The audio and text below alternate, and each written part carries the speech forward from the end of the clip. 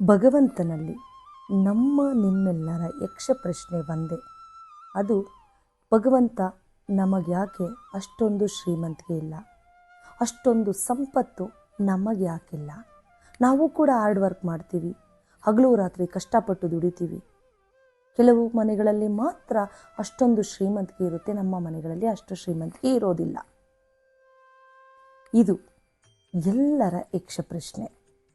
ಇದಕ್ಕೆ ಒಂದು ಸಮಾಧಾನದ ಉತ್ತರ.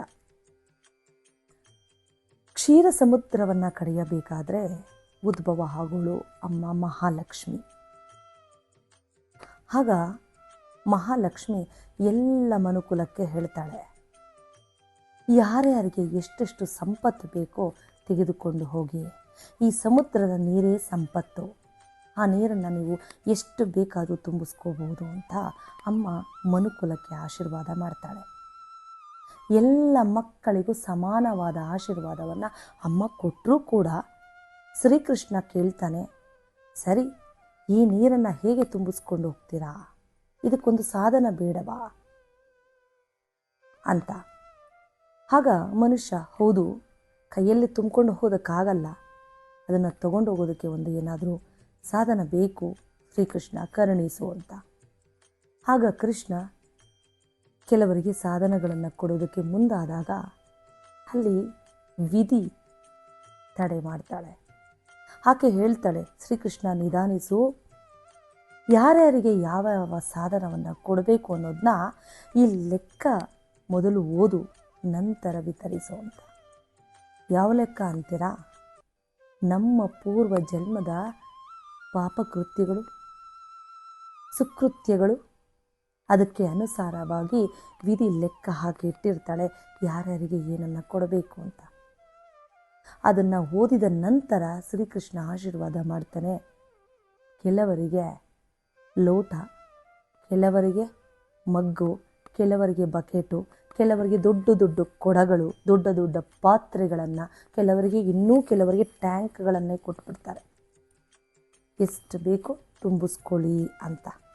ಇಲ್ಲಿ ಯೋಚನೆ ಮಾಡಿ ನೋಡಿ, ಲೋಟವನ್ನು ಪಡೆದಂತಹ ಮನುಷ್ಯ ಸಮುದ್ರದಿಂದ ನೀರನ್ನು ತಗೊಂಡು ಹೋಗಿ ತನ್ನ ಮನೆಗಳಲ್ಲಿ ತುಂಬಿಸ್ಕೋಬೇಕು ಅಂದರೆ ಅವನು ಇಡೀ ಜೀವಮಾನ ಎಷ್ಟು ಕಷ್ಟಪಡಬೇಕು, ಎಷ್ಟು ಸಾರಿ ಹೋಗಿ ಬಂದು ಹಾರ್ಡ್ ವರ್ಕ್ ಮಾಡ್ತಾನೆ ಅವನು. ಹೋಗಲಿ, ಅವನ ಮನೆ ತುಂಬುತ್ತಾ? ಜೀವಮಾನ ಪೂರ್ತಿ ಸವಸ್ತರೂ ಕೂಡ ಒಂದು ಬಿಂದಿಗೆ ಅಷ್ಟು ನೀರನ್ನು ಶೇಖರಣೆ ಮಾಡಬಹುದು. ಅಂದರೆ ಅಷ್ಟು ಸಂಪತ್ತನ್ನು ಮಾತ್ರ ಆತ ಶೇಖರಣೆ ಮಾಡೋದಕ್ಕೆ ಸಾಧ್ಯ. ಅದೇ ದೊಡ್ಡ ದೊಡ್ಡ ಟ್ಯಾಂಕ್ ಕೊಡಗಳನ್ನೇ ಕೊಟ್ಟು ಬಿಟ್ಟಿರ್ತಾನೆ ಭಗವಂತ. ಅವರು ಎಷ್ಟು ಬೇಗ ತುಂಬಿಸ್ಕೊಬಿಡ್ತಾರೆ. ತಮ್ಮ ಮನೆಗಳಲ್ಲಿ ಜಾಗನೇ ಇರೋದಿಲ್ಲ ಆ ಸಂಪತ್ತನ್ನು ಇಡೋದಕ್ಕೆ. ಇಲ್ಲಿ ಯೋಚನೆ ಮಾಡಬೇಕಾಗಿರೋದು ಒಂದೇ, ಅಮ್ಮ ಆಶೀರ್ವಾದ ಮಾಡಿದ್ದು ಎಲ್ರಿಗೂ ಸಮಾನವಾಗಿ, ಯಾರಿಗೆ ಎಷ್ಟು ಬೇಕೋ ತುಂಬಿಸ್ಕೊಳ್ಳಿ ಅಂತ. ಇಲ್ಲಿ ಶ್ರೀಕೃಷ್ಣ ತುಂಬಿಸ್ಕೊಳ್ಳೋಕ್ಕೆ ಕೆಲವು ಸಾಧನಗಳನ್ನು ಕೊಟ್ಟ.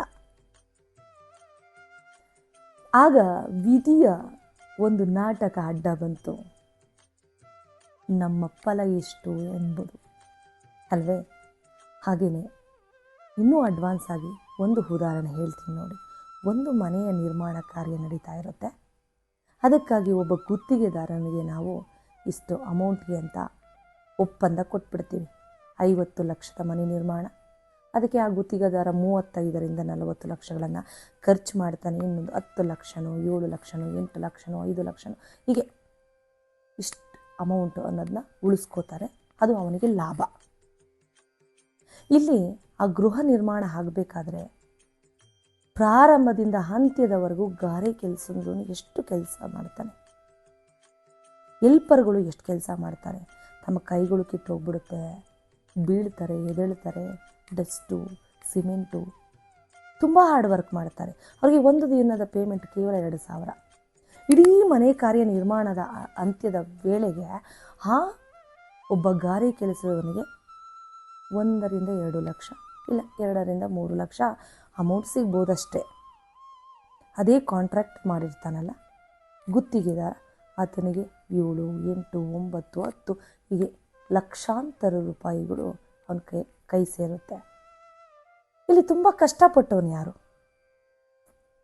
ಗಾರೆ ಕೆಲಸದವನು, ತುಂಬ ಈಸಿಯಾಗಿ ದುಡ್ಡನ್ನು ಸಂಪಾದನೆ ಮಾಡಿದವನು ಯಾರು?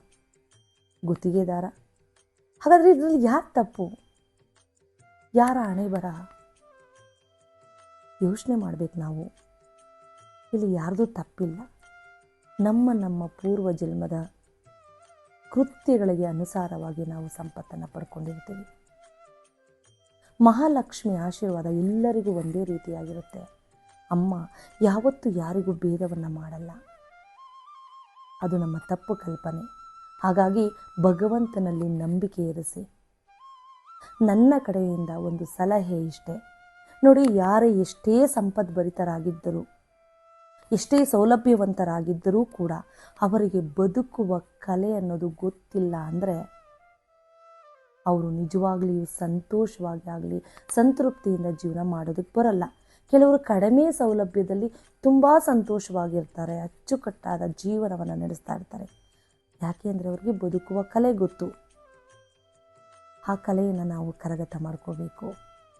ಇರುವುದರಲ್ಲಿಯೇ ಆತ್ಮತೃಪ್ತಿಯಿಂದ ಸಂತೋಷವಾಗಿ ಹೇಗೆ ಬದುಕಬೇಕು ಅನ್ನೋದನ್ನ ನಾವು ಕಲಿಬೇಕು. ಇಲ್ಲಿ ಯಾವ ದೇವರ ನಿಂದನೆ ಆಗಲಿ, ಯಾರ ಮೇಲೆ ಅಸೂಯೆ ಆಗಲಿ ಬೇಡ. ನಮಗೆ ಬಂದಿದ್ದು ನಮ್ಮ ಮೃಷ್ಟಾನ್ನ ಭೋಜನ. ಅದನ್ನು ಮೃಷ್ಟಾನ್ನ ಭೋಜನ ಮಾಡ್ಕೋಬೇಕಾ, ಹಳಸಿದ ಅನ್ನ ಮಾಡ್ಕೋಬೇಕಾ, ಅದು ನಮ್ಮ ಕೈಲಿರುತ್ತೆ. ನನ್ನ ಪ್ರಿಯ ವೀಕ್ಷಕರಿಗೆ ನನ್ನ ಕಿವಿ ಮಾತು, ಬದುಕುವ ಕಲೆಯನ್ನು ಕರಗತ ಮಾಡಿಕೊಳ್ಳಿ. ಸಂಪತ್ತು ಇವತ್ತಿರುತ್ತೆ, ನಾಳೆ ಹೋಗುತ್ತೆ. ಯಾವುದು ಶಾಶ್ವತವಲ್ಲ. ಶ್ರೀಕೃಷ್ಣ ಹೇಳಿರುವುದು ಒಂದೇ, ಈ ದಿನ ಶಾಶ್ವತವಲ್ಲ, ಈ ದಿನ ಕಳೆದು ಹೋಗುತ್ತದೆ. ಅದು ಸುಖವಾಗಿರ್ಬೋದು, ದುಃಖ ಕೂಡ ಆಗಿರ್ಬೋದು ಅಲ್ವೇ? ಯೋಚನೆ ಮಾಡಿ ನೋಡಿ. ಯಾರ ನಿಂದನೆಯೂ ಬೇಡ, ಯಾವ ಕೋಪವೂ ಬೇಡ. ನಮ್ಮ ಬದುಕು ನಮಗೆ ಸುಂದರವಾಗಿ ನೋಡಬೇಕು. ನಮ್ಮ ಬದುಕನ್ನು ನಾವೇ ಸುಂದರ ಮಾಡ್ಕೋಬೇಕು. ಅದರ ಕಡೆ ನಾವು ಗಮನ ಹರಿಸಬೇಕು. ಎಷ್ಟು ಚೊಕ್ಕವಾಗಿ ನಮ್ಮ ಜೀವನವನ್ನು ನಾವು ಅಲಂಕಾರ ಮಾಡ್ಕೋತೀವೋ ಅಷ್ಟು ಸುಂದರವಾಗಿ ನಾವಿರ್ತೀವಿ.